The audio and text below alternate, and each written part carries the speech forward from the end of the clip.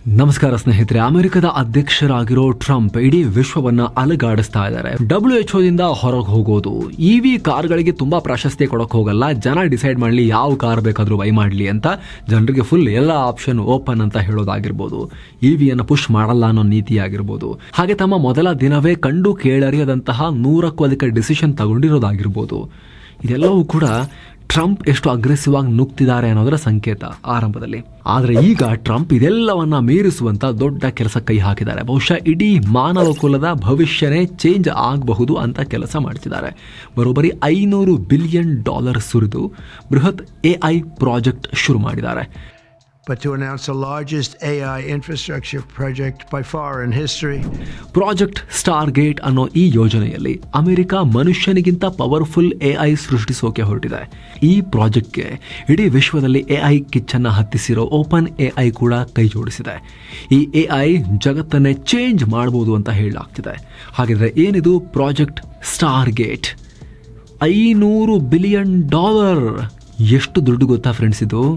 $1 billion ಅಂದರೆ 8,500 ಕೋಟಿ ರೂಪಾಯಿ. ಆ ರೀತಿ $500 ಬಿಲಿಯನ್ ಸುರಿಯೋಕೆ ಹೊರಟಿದ್ದಾರೆ. ಇಮ್ಮಿಡಿಯೇಟ್ಲಿ ಈಗಲೇ $100 ಬಿಲಿಯನ್ ಅನೌನ್ಸ್ ಮಾಡಿ ಆಗಿದೆ. ನೆಕ್ಸ್ಟ್ 4 years ಅಲ್ಲಿ $500 ಬಿಲಿಯನ್. ಸೊ ಟ್ರಂಪ್ ಏನ್ ಮಾಡಕ್ ಹೊರಟಿದ್ದಾರೆ ಜಗತ್ತಲ್ಲಿ ಈ ಭಯಂಕರ ಸ್ಟಾರ್ಗೇಟ್ AI ಪ್ರಾಜೆಕ್ಟ್ ಅನ್ನ ಮಾಡೋ ಮೂಲಕ? ಇಷ್ಟೊಂದು ದುಡ್ಡು, ಅದನ್ನು ಕಂಪ್ಲೀಟ್ ಆಗಿ ಈ ವರದಿಯಲ್ಲಿ ಅರ್ಥ ಮಾಡ್ಕೊಳ್ತಾ ಹೋಗೋಣ. ಕಡೆ ತನಕ ಮಿಸ್ ಮಾಡಿದೆ ನೋಡಿ.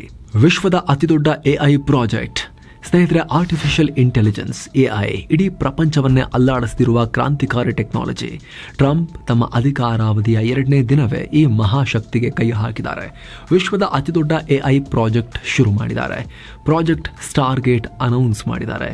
ChatGPTಯ ಸೃಷ್ಟಿಕರ್ತ ಓಪನ್ AI, ಹೂಡಿಕೆ ದಿಗ್ಗಜ ಸಾಫ್ಟ್ ಬ್ಯಾಂಕ್, ಟೆಕ್ ದಿಗ್ಗಜ ಒರಾಕಲ್, ಮೈಕ್ರೋಸಾಫ್ಟ್, MGX ಹೀಗೆ ಜಗತ್ತಿನ ಮೇರು ಕಂಪನಿಗಳೆಲ್ಲ ಒಟ್ಟಿಗೆ ಸೇರಿಕೊಂಡು ಈ ಮಹಾ ಕ್ರಾಂತಿಕಾರಿ ಪ್ರಾಜೆಕ್ಟ್ ಶುರು ಮಾಡಿವೆ. ಬಹುಶಃ ಮನುಕುಲದ ಇತಿಹಾಸದಲ್ಲೇ ಅತ್ಯಂತ ಮಹತ್ವದ ಹಾಗೂ ದೊಡ್ಡ ಪ್ರಾಜೆಕ್ಟ್. ಸ್ಟಾರ್ಗೇಟ್ ಪ್ರಾಜೆಕ್ಟ್ ಅನ್ನೋ ವೆಂಚರ್ ಕ್ಯಾಪಿಟಲ್ ಕಂಪನಿಯನ್ನೇ ಹುಟ್ಟುಹಾಕಿದ್ದಾರೆ. ಇದರಲ್ಲಿ ಮುಂದಿನ 4 ವರ್ಷಗಳಲ್ಲಿ $500 ಬಿಲಿಯನ್ ಹೂಡಿಕೆ ಮಾಡಲಾಗ್ತಿದೆ. ಹೆಚ್ಚು ಕಡಿಮೆ ಇಸ್ರೇಲ್ GDPಗೆ ಸಮ. ರೂಪಾಯಿ ಲೆಕ್ಕದಲ್ಲಿ ಹೇಳೋದಾದ್ರೆ 42 ಲಕ್ಷ ಕೋಟಿ ರೂಪಾಯಿ. ಜಪಾನ್ ಮೂಲದ ಸಾಫ್ಟ್ ಬ್ಯಾಂಕ್ ಸ್ಟಾರ್ಗೇಟ್ನ ಹಣಕಾಸು ವ್ಯವಹಾರ ನೋಡಿಕೊಳ್ಳುತ್ತೆ ಅಂತ ಹೇಳಲಾಗ್ತಿದೆ. ಮೊದಲ ಹಂತದಲ್ಲಿ $100 ಬಿಲಿಯನ್ ಹೂಡಿಕೆ ಮಾಡ್ತಿದ್ದಾರೆ. ಆದರೆ ಕಂಪನಿಯ ಸಂಪೂರ್ಣ ಆಪರೇಟಿಂಗ್ ಜವಾಬ್ದಾರಿ ಓಪನ್ AI ಮಾಡುತ್ತೆ. ಸಾಫ್ಟ್ ಬ್ಯಾಂಕ್ CEO ಮಸಾಯೋಶಿ ಸಾನ್ ಈ ಕಂಪನಿಯ ಚೇರ್ಮನ್ ಆಗಿರ್ತಾರೆ. ಟೆಕ್ ದಿಗ್ಗಜ ಮೈಕ್ರೋಸಾಫ್ಟ್, ಚಿಪ್ ದಿಗ್ಗಜರಾದ NVIDIA ಹಾಗೂ ARM ಟೆಕ್ನಿಕಲ್ ಪಾರ್ಟ್ನರ್ಸ್ ಆಗಿರ್ತಾರೆ. ಈ ಬೃಹತ್ ಪ್ರಾಜೆಕ್ಟ್ನಿಂದ ಅಮೆರಿಕ AIನಲ್ಲಿ ಸೂಪರ್ ಪವರ್ ಆಲ್ರೆಡಿ ಆಗಿದೆ. ಅದರ ಸ್ಥಾನ ಇನ್ನಷ್ಟು ಭದ್ರ ಆಗುತ್ತೆ. ಅಮೆರಿಕದಲ್ಲಿ 1 ಲಕ್ಷ ಮಿನಿಮಮ್ ಹೊಸ ಜಾಬ್ಗಳು ಸೃಷ್ಟಿಯಾಗ್ತವೆ ಅಂತ ಟ್ರಂಪ್ ಹೇಳಿದ್ದಾರೆ. ಆದರೆ ಸ್ನೇಹಿತರೆ, ಅಮೆರಿಕ ಈ ಪ್ರಾಜೆಕ್ಟ್ ಮೂಲಕ ನಿಜಕ್ಕೂ ಏನು ಮಾಡೋಕೆ ಹೊರಟಿದೆ ಅನ್ನೋದು ತುಂಬ ಇಂಟ್ರೆಸ್ಟಿಂಗ್. ಯಾಕಂದರೆ ಇದುವರೆಗೂ ಜಗತ್ತಲ್ಲಿ AIಗಂತ ಒಟ್ಟು ಸುರಿದಿರೋ ಹಣದ ಮೊತ್ತ ಟೋಟಲ್ ಇಡೀ ಜಗತ್ತಲ್ಲಿ $100 ಬಿಲಿಯನ್ ಒಳಗಡೆ. ಅಂಥದ್ರಲ್ಲಿ ಈಗ ಒಂದೇ ಪ್ರಾಜೆಕ್ಟ್ಗೆ ಅದರ 4-5 ಪಟ್ಟು ಹಣವನ್ನು ಸುರಿತಾ ಇದ್ದಾರೆ. ಸೊ ಯೋಚನೆ ಮಾಡಿ ಎಷ್ಟು ಬಲಿಷ್ಠ AI ಸೃಷ್ಟಿ ಮಾಡೋಕೆ ಕೈ ಹಾಕ್ತಿದ್ದಾರೆ ಅಂತ. ವಿಶ್ವದ ಪವರ್ಫುಲ್ AI, ಮನುಷ್ಯನಿಗಿಂತ ಇಂಟೆಲಿಜೆಂಟ್. ಇದೇ 2 ವರ್ಷಗಳ ಹಿಂದೆ ನೀವು ಟಾಮ್ ಕ್ರೂಸ್ ಅವರ ಮಿಷನ್ ಇಂಪಾಸಿಬಲ್ ಡೆಡ್ ರೆಕನಿಂಗ್ ಸಿನಿಮಾ ನೋಡಿರ್ಬೋದು. ಮಿಷನ್ ಇಂಪಾಸಿಬಲ್ ಸರಣಿಯ 7ನೇ ಚಿತ್ರ. ಇದರಲ್ಲಿ ವಿಲನ್ ಮನುಷ್ಯ ಆಗಿರಲಿಲ್ಲ, ಬದಲಾಗಿ ಒಂದು AI. ಸಿನಿಮಾದಲ್ಲಿ ಈ AIಗೆ ಎಂಟಿಟಿ ಅನ್ನೋ ಹೆಸರನ್ನ ಕೊಟ್ಟಿದ್ರು. ಈ AI ಎಷ್ಟು ಪವರ್ಫುಲ್ ಅಂದರೆ ಎಲ್ಲ ಟೈಮ್ನಲ್ಲಿ ಎಲ್ಲ ಕಡೆ ಕೆಲಸ ಮಾಡ್ತಿರುತ್ತೆ, ಮನುಷ್ಯರನ್ನ ಮ್ಯಾನಿಪುಲೇಟ್ ಮಾಡ್ತಾ ಇರುತ್ತೆ.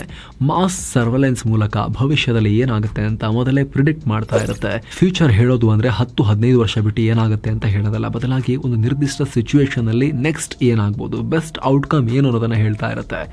ಈ AI ಕೇವಲ 1-2 ಕೆಲಸದಲ್ಲಿ ಅಲ್ಲ, ಎಲ್ಲದರಲ್ಲೂ ಇಂಟೆಲಿಜೆಂಟ್ ಇರುತ್ತೆ.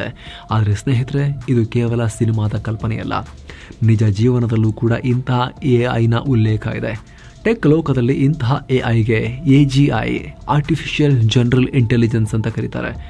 ನಾವು ಸದ್ಯ ನೋಡ್ತಾ ಇರೋ ChatGPT, ಜೆಮಿನೈನಂತಹ ಲ್ಯಾಂಗ್ವೇಜ್ ಲರ್ನಿಂಗ್ ಮಾಡ್ಯೂಲ್ ಇರ್ಬೋದು, ಅಥವಾ ಮಿಡ್ ಜರ್ನಿ ಅಂತಹ ಜನರೇಟಿವ್ AI ಟೂಲ್ಗಳಿರ್ಬೋದು. ಇವೆಲ್ಲ ನ್ಯಾರೋ AI ಅಥವಾ ವೀಕ್ AI ಅಂತ ಪರಿಗಣಿಸಲಾಗುತ್ತೆ. ಈ AIಗಳು ನಮಗೆ ಸೂಪರ್ ಪವರ್ ಅನಿಸಿದ್ರು ಕೂಡ ಇವುಗಳನ್ನು ವೀಕ್ ಅಂತ ಪರಿಗಣಿಸಲಾಗುತ್ತೆ. ಇನ್ನೂ ಅಂಗನವಾಡಿ ಮಕ್ಕಳ ಥರ ಈ AIಗಳು ತಮಗೆ ವಹಿಸಿದ ನಿರ್ದಿಷ್ಟ ಕೆಲಸಗಳಲ್ಲಿ ಮಾತ್ರ ಪವರ್ ತೋರಿಸ್ತವೆ. ಆ ಟಾಸ್ಕ್ನ ಮನುಷ್ಯರಿಗಿಂತ ಚೂರು ಬೆಟರಾಗಿ ಕ್ವಿಕ್ಕಾಗಿ ಮಾಡಿಕೊಡ್ತವೆ. ಆದರೆ AGIಗಳು, ಆರ್ಟಿಫಿಷಿಯಲ್ ಜನರಲ್ ಇಂಟೆಲಿಜೆನ್ಸ್ಗಳು ಎಲ್ಲ ಕೆಲಸದಲ್ಲೂ ಮನುಷ್ಯನಿಗಿಂತ ಮೀರಿದ ತಾಕತ್ತನ್ನು ಹೊಂದಿರ್ತವೆ. ಸದ್ಯ ಅಮೆರಿಕ ಕೂಡ ಪ್ರಾಜೆಕ್ಟ್ ಸ್ಟಾರ್ಗೇಟ್ ಅಡಿ ಇಂತಹ ಮೋಸ್ಟ್ ಪವರ್ಫುಲ್, ಮೋಸ್ಟ್ ಅಡ್ವಾನ್ಸ್ಡ್, ದೇವರಂತಹ AI ಸೃಷ್ಟಿ ಮಾಡೋಕ್ಕೆ ಕೈ ಹಾಕಿದೆ ಅನ್ನೋದು ದೊಡ್ಡ ಕೋಲಾಹಲಕ್ಕೆ ಕಾರಣ ಆಗಿದೆ. ಪವರ್ಫುಲ್ AGI, ಓಪನ್ AI ಪರಮೋಚ್ಚ ಗುರಿ. ಸ್ನೇಹಿತರೆ, ಇನ್ಫ್ಯಾಕ್ಟ್ 2015ರಲ್ಲಿ ಓಪನ್ AI ಸ್ಥಾಪನೆಯಾಗಿದ್ದರ ಮೂಲ ಉದ್ದೇಶವೇ AGIನ ಅಭಿವೃದ್ಧಿಪಡಿಸೋದು. ಆರಂಭದಲ್ಲಿ ಇಲಾನ್ ಮಸ್ಕ್ ಓಪನ್ AIಗೆ ದುಡ್ಡು ಹಾಕಿದ್ದು ಕೂಡ ಇಂತಹ ಮೋಸ್ಟ್ ಪವರ್ಫುಲ್ AGIನ ಡೆವಲಪ್ ಮಾಡೋದಕ್ಕೆ. ಆದರೆ ಕಾಲಾನಂತರ ಅದರ ಮಾಲೀಕತ್ವದಲ್ಲಿ ಭಿನ್ನಾಭಿಪ್ರಾಯ ಉಂಟಾಗಿ ಮಸ್ಕ್ ಓಪನ್ AIನಿಂದ ದೂರ ಸರಿದಿದ್ರು. ಆದರೆ ಓಪನ್ AI ಮಾತ್ರ ತನ್ನ ಪ್ರಯತ್ನವನ್ನು ಬಿಟ್ಟಿರಲಿಲ್ಲ. ಒಂದಾದ ನಂತರ ಒಂದು ಪವರ್ಫುಲ್ AIಗಳನ್ನು ಡೆವಲಪ್ ಮಾಡ್ತಾನೆ ಬಂತು. ಇನ್ಫ್ಯಾಕ್ಟ್ 2023ರಲ್ಲಿ Q-Star ಅನ್ನೋ AGIಗೆ ಸ್ವಲ್ಪ ಹತ್ತಿರದ AI ತಯಾರಿಸೋಕೆ ಹೆಜ್ಜೆ ಇಟ್ಟುಬಿಟ್ಟಿದ್ರು. Q-Star ಅತ್ಯಂತ ಚಾಣಾಕ್ಷ AI ಆಗಿತ್ತು. ಯಾವುದೇ ಸಿಚುವೇಶನಲ್ಲಿ ಎಲ್ಲ ರೀತಿಯ ಸಾಧ್ಯತೆಗಳನ್ನು ಅನಲೈಸ್ ಮಾಡಿ ಬೆಸ್ಟ್ ಔಟ್ಕಮ್ ಏನು ಅಂತ ಹೇಳ್ತಾ ಇತ್ತು.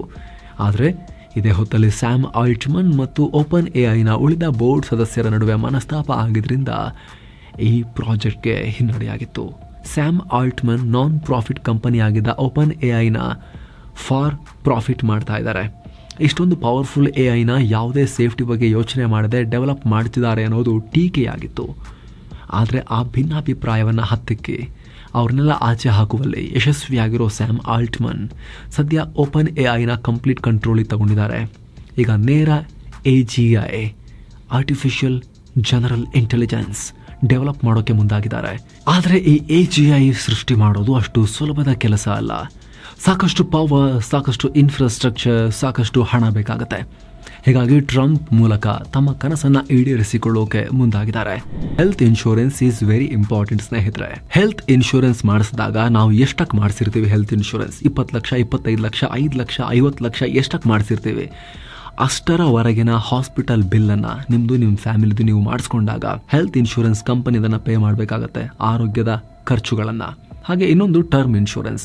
ದುಡಿತಾ ಇರೋ ವ್ಯಕ್ತಿ ಸಡನ್ ಆಗಿ ಪ್ರಾಣ ಕಳ್ಕೊಂಡ್ರೆ ಅವರ ಇನ್ಕಮ್ ಮೇಲೆ ಡಿಪೆಂಡ್ ಆಗಿರೋ ಫ್ಯಾಮಿಲಿ ಬೀದಿಗೆ ಬರಬಾರ್ದು ಅಂತ ಡಿಸೈನ್ ಮಾಡಲಾಗಿರೋ product term insurance. Simple basic term ಇನ್ಶೂರೆನ್ಸ್ನಲ್ಲಿ ಯಂಗ್ ಏಜ್ನಲ್ಲಿ ಜಾಯಿನ್ ಆಗೋರಿಗೆ ₹500ಗೆಲ್ಲ 1 ಕೋಟಿಗೂ ಅಧಿಕ ಕವರೇಜ್ ಸಿಗುತ್ತೆ. ನಿಮ್ಮ ಏಜ್ ಜಾಸ್ತಿ ಆದಷ್ಟು ಪ್ರೀಮಿಯಂ ಜಾಸ್ತಿ ಆಗುತ್ತೆ. ಹಾಗಾಗಿ ಎಷ್ಟಾಗುತ್ತೆ ಅಷ್ಟು ಬೇಗ ಟರ್ಮ್ ಇನ್ಶೂರೆನ್ಸ್ಗೆ ಜಾಯಿನ್ ಆಗಿಬಿಡಬೇಕು. ಇವೆರಡು ತುಂಬ ಎಸೆನ್ಷಿಯಲ್ ಫಿನಾನ್ಷಿಯಲ್ ಪ್ರಾಡಕ್ಟ್ಸ್, ಟರ್ಮ್ ಮತ್ತು ಹೆಲ್ತ್ ಇನ್ಶೂರೆನ್ಸ್. ಯಾರಿನ್ನೂ ಮಾಡಿಸಿಲ್ಲ, ನಿಮಗೆ ಮಾಡಿಸ್ಬೇಕು ಅಂತ ಇದ್ದರೆ ಡಿಸ್ಕ್ರಿಪ್ಷನ್ ಮತ್ತು ಪಿನ್ ಮಾಡಿರೋ ಕಾಮೆಂಟ್ನಲ್ಲಿ ಲಿಂಕ್ ಇದೆ. ಅದರ ಮೇಲೆ ಕ್ಲಿಕ್ ಮಾಡೋ ಮೂಲಕ ಭಾರತದ ಎಲ್ಲ ಟಾಪ್ ಪ್ರೊವೈಡರ್ಗಳ ಪ್ಲಾನ್ಗಳನ್ನು ಕಂಪೇರ್ ಮಾಡಿ ವಿತ್ ಎಕ್ಸ್ಟ್ರಾ ಆನ್ಲೈನ್ ಡಿಸ್ಕೌಂಟ್ ನೀವು ಇದಕ್ಕೆ ಅಪ್ಲೈ ಮಾಡ್ಬೋದು, ಬೈ ಮಾಡ್ಬೋದು. ಡಿಸ್ಕ್ರಿಪ್ಷನಲ್ಲಿ ಪಿನ್ ಮಾಡಿರೋ ಕಾಮೆಂಟಲ್ಲಿ ಲಿಂಕ್ ಇದೆ. ಬನ್ನಿ ನಾವೀಗ ವರದಿಯಲ್ಲಿ ಮುಂದುವರಿಯೋಣ. ಕ್ಯಾನ್ಸರ್ಗೆ AI ಮದ್ದು, 48 ಗಂಟೆಯಲ್ಲಿ ವ್ಯಾಕ್ಸಿನ್. ಸ್ನೇಹಿತರೆ, ಟ್ರಂಪ್ ಸ್ಟಾರ್ಗೇಟ್ ಅನೌನ್ಸ್ ಮಾಡುವಾಗ ಅಲ್ಲಿ ಉಪಸ್ಥಿತರಿದ್ದ ಒರಾಕಲ್ ಸಂಸ್ಥಾಪಕ ಲ್ಯಾರಿ ಎಲಿಸನ್ ಮಾತ್ರ ಸ್ಟಾರ್ಗೇಟ್ ಕೇವಲ AGI ಅಷ್ಟೇ ಸೃಷ್ಟಿ ಮಾಡಲ್ಲ, ರಿಯಲ್ ವರ್ಲ್ಡ್ ಪ್ರಾಬ್ಲಮ್ಸನ್ನು ಸಾಲ್ವ್ ಮಾಡುತ್ತೆ ಅಂತ ಹೇಳಿದ್ದಾರೆ. AI ಮೂಲಕ ಕ್ಯಾನ್ಸರ್ನ ಬೇಗ ಪತ್ತೆ ಹಚ್ಚಬಹುದು. ಮನುಷ್ಯರಿಗಿಂತ ಜಾಸ್ತಿ ಫಾಸ್ಟಾಗಿ ಓಡುತ್ತೆ ಅದರ ಬ್ರೈನ್ ಅಥವಾ ಅದರ ಬ್ರೈನ್ ಲೈಕ್ ಸಿಸ್ಟಮ್. ಕ್ಯಾನ್ಸರ್ ಆರಂಭಿಕ ಹಂತದಲ್ಲಿದ್ದಾಗ ರಕ್ತದಲ್ಲಿ ಅದರ ಸಣ್ಣ ಪಾರ್ಟಿಕಲ್ಸ್ ಇರ್ತವೆ. ಸಾಮಾನ್ಯ ಬ್ಲಡ್ ಟೆಸ್ಟ್ನಲ್ಲಿ ಅದು ಗೊತ್ತಾಗಲ್ಲ. ಆದರೆ AI ಮೂಲಕ ಬ್ಲಡ್ ಟೆಸ್ಟ್ ಮಾಡಿದ್ರೆ ಇಂಥ ಸೂಕ್ಷ್ಮಗಳನ್ನು ಕೂಡ ಕಂಡುಹಿಡಿದು ಬೇಗ ಕ್ಯಾನ್ಸರ್ ಪತ್ತೆ ಮಾಡುತ್ತೆ. ಜೊತೆಗೆ ವೇಗವಾಗಿ ಜೀನ್ ಸೀಕ್ವೆನ್ಸಿಂಗ್ ಮಾಡಿ ಕೇವಲ 48 ಗಂಟೆಗಳಲ್ಲಿ ಕ್ಯಾನ್ಸರ್ಗೆ ವ್ಯಾಕ್ಸಿನ್ ಕಂಡುಹಿಡಿದು ಕೊಡುತ್ತೆ. ಆಯಾ ವ್ಯಕ್ತಿಯ ಕ್ಯಾನ್ಸರ್ ಅನುಸಾರ ವ್ಯಾಕ್ಸಿನ್ ಸಜೆಸ್ಟ್ ಮಾಡುತ್ತೆ. ಈ ಥರ ರಿಯಲ್ ವರ್ಲ್ಡ್ ಸಮಸ್ಯೆಗೆ ಇಮ್ಮಿಡಿಯೇಟ್ ಪರಿಹಾರ ಕೊಡೋ AIಯನ್ನು ರೆಡಿ ಮಾಡ್ತೀವಿ ಅಂತ ಅನೌನ್ಸ್ ಮಾಡಿದ್ದಾರೆ. ಇದರಿಂದ ಏನಾಗ್ಬೋದು? ಹಾಗಾದರೆ ಮನುಷ್ಯನಿಗೆ ಸಾವಿರೋದಿಲ್ವಾ? ಮನುಷ್ಯ ಸಾವನ್ನೇ ಮೀರಿ ತನ್ನ ಆಯಸ್ಸನ್ನು ವೃದ್ಧಿಸ್ಕೊಳ್ತಾನ. ಈಗ 70, 80, 90, ಮ್ಯಾಕ್ಸಿಮಮ್ 100 ಅಂತಿರೋ ಮನುಷ್ಯ ನೆಕ್ಸ್ಟ್ 120, 130, 150 ಅಂತ ಹೇಳೋಕೆ ಶುರು ಮಾಡ್ತಾನೆ. ಏಜ್ ಅಲ್ಲಿವರೆಗೂ ಬದುಕೋಕೆ ಶುರು ಮಾಡ್ತಾರ. ಈಗ ಆಲ್ರೆಡಿ ಈ ಪ್ರಾಜೆಕ್ಟ್ ಸ್ಟಾರ್ಗೇಟ್ಗಾಗಿ ಅಮೆರಿಕದ ಟೆಕ್ಸಾಸ್ ರಾಜ್ಯದಲ್ಲಿ 10 ಬೃಹತ್ AI ಡೇಟಾ ಸೆಂಟರ್ಗಳು ನಿರ್ಮಾಣ ಕೂಡ ಆಗಿವೆ. ಶೀಘ್ರದಲ್ಲಿ ಅಮೆರಿಕದಾದ್ಯಂತ ಇನ್ನೂ 10 ಡೇಟಾ ಸೆಂಟರ್ಗಳು ತಲೆ ಎತ್ತುತ್ತಾ ಇದ್ದಾವೆ. AIನಲ್ಲಿ ಚೀನಾ ಮೀರಿಸಿ ಅಮೆರಿಕ ಸೂಪರ್ ಪವರ್ ಆಗುತ್ತೆ. ಅಮೆರಿಕದಲ್ಲಿ AI ಇನ್ಫ್ರಾ ದೊಡ್ಡ ಪ್ರಮಾಣದಲ್ಲಿ ಡೆವಲಪ್ ಮಾಡ್ತೀವಿ, ಹೂಡಿಕೆ ಬರುತ್ತೆ, ಜಾಬ್ಸ್ ಕ್ರಿಯೇಟ್ ಆಗುತ್ತೆ ಅನ್ನೋ ದೊಡ್ಡ ಹೋಪ್ಸ್ ಇವೆ. ಇದರಿಂದ ಟ್ರಂಪ್ ಕೂಡ ಸಿಕ್ಕಾಪಟ್ಟೆ ಇಂಟ್ರೆಸ್ಟ್ ತೋರಿಸ್ತಿದ್ದಾರೆ. ತಮ್ಮ ವಿಶೇಷ ಎಮರ್ಜೆನ್ಸಿ ಪವರ್ಸನ್ನು ಬಳಸಿ ಈ ಡೇಟಾ ಸೆಂಟರ್ಗಳಿಗೆ ಎಷ್ಟು ವಿದ್ಯುತ್ ಬೇಕೋ ಅಷ್ಟು ಪೂರೈಕೆ ಮಾಡ್ತೀನಿ ತಗೊಳ್ಳಿ ಅಂತ ತಥಾಸ್ತು ಅಂತ ಹೇಳಿಬಿಟ್ಟಿದ್ದಾರೆ. ಮಸ್ಕ್ಗೆ ಅನುಮಾನ. ಆದರೆ ಸ್ನೇಹಿತರೆ, ಟ್ರಂಪ್ರ ಬಂಟ ಎಲಾನ್ ಮಸ್ಕ್ ಮಾತ್ರ ಈ ಸ್ಟಾರ್ಗೇಟ್ ಪ್ರಾಜೆಕ್ಟ್ ಬಗ್ಗೆ ಅನುಮಾನ ವ್ಯಕ್ತಪಡಿಸಿದ್ದಾರೆ. ಸಾಮಾನ್ಯವಾಗಿ ಟ್ರಂಪ್ರ ಯಾವುದೇ ಕಾರ್ಯಕ್ರಮ ಇದ್ರೂ ಮಸ್ಕ್ ಇರ್ತಾ ಇದ್ರು, ಆದರೆ ಇದು ಟೆಕ್ ಕಾರ್ಯಕ್ರಮ ಆಗಿದ್ರೂ ಕೂಡ, ಮಸ್ಕ್ರ ಕೋರ್ ಸಬ್ಜೆಕ್ಟ್ ಆಗಿದ್ರೂ ಕೂಡ ಮಸ್ಕ್ ಬಂದಿರಲಿಲ್ಲ. ಆದರೆ ಓಪನ್ AI ಸ್ಟಾರ್ಗೇಟ್ ಅನೌನ್ಸ್ ಮಾಡ್ತಿದ್ದಂತೆ ಮಸ್ಕ್ ತಮ್ಮ ಟ್ವಿಟರ್ನಲ್ಲಿ ಅದಕ್ಕೆ ರಿಪ್ಲೈ ಕೊಟ್ಟಿದ್ದಾರೆ. ಸ್ಟಾರ್ಗೇಟ್ ಶುರು ಮಾಡೋಕೆ ಅವರ ಹತ್ರ ಅಷ್ಟು ದುಡ್ಡೇ ಇಲ್ಲ. ಸಾಫ್ಟ್ ಬ್ಯಾಂಕ್ ಹೆಚ್ಚು ಅಂದರೆ $10 ಬಿಲಿಯನ್ ದುಡ್ಡು ಇಟ್ಕೊಂಡಿದ್ದಾರೆ. ಇದು ನನಗೆ ಬಲ್ಲ ಮೂಲಗಳಿಂದ ಬಂದಿರೋ ಮಾಹಿತಿ ಅಂತ ಹೇಳಿದ್ದಾರೆ. ಹೀಗಾಗಿ ಮೊದಲ ಬಾರಿಗೆ ಟ್ರಂಪ್ ಹೇಳಿಕೆಗೂ ಮಸ್ಕ್ ಹೇಳಿಕೆಗೂ ವ್ಯತ್ಯಾಸನೂ ಕಂಡು ಬರ್ತಾ ಇದೆ. ನಿಮಗೆ ಗೊತ್ತಿರಲಿ, ಒಂದು ಟೈಮ್ನಲ್ಲಿ ಮಸ್ಕ್ ಕೂಡ ಓಪನ್ AIನ ಭಾಗ ಆಗಿದ್ರು, ಆಮೇಲೆ ದೂರ ಆಗಿದ್ರು. ಇದೀಗ ಮಸ್ಕ್ ಅವ್ರದ್ದೇ ಆದ ಪ್ರತ್ಯೇಕ AI ಡೆವಲಪ್ ಮಾಡ್ತಿದ್ದಾರೆ. ಆಲ್ರೆಡಿ ಇದೆ ಗ್ರೂಕ್ ಅಂತ. ಅದನ್ನು ಇನ್ನಷ್ಟು ಶಕ್ತಿಶಾಲಿ ಮಾಡಬೇಕು ಅಂತ ಅವರು ಕೂಡ ಪ್ರಯತ್ನ ಪಡ್ತಾ ಇದ್ದಾರೆ. ಅವರು ಕೂಡ ರೋಬೋಟಿಕ್ಸ್ನಲ್ಲಿ ಬೇರೆ ಬೇರೆ ರೋಬೋಗಳನ್ನೆಲ್ಲ ತಯಾರು ಮಾಡ್ತಾ ಇದ್ದಾರೆ. ಅವರು ಕೂಡ ಟ್ರಂಪ್ ಅಡ್ಮಿನಿಸ್ಟ್ರೇಷನ್ನ ಇಂಪಾರ್ಟೆಂಟ್ ಭಾಗ. ದಿ ಗ್ರೇಟ್ ಎಲಾನ್ ಮಸ್ಕ್ ಅಂತ ಕರೀತಾರೆ ಟ್ರಂಪ್ ಈ ಮಸ್ಕ್ರನ್ನು.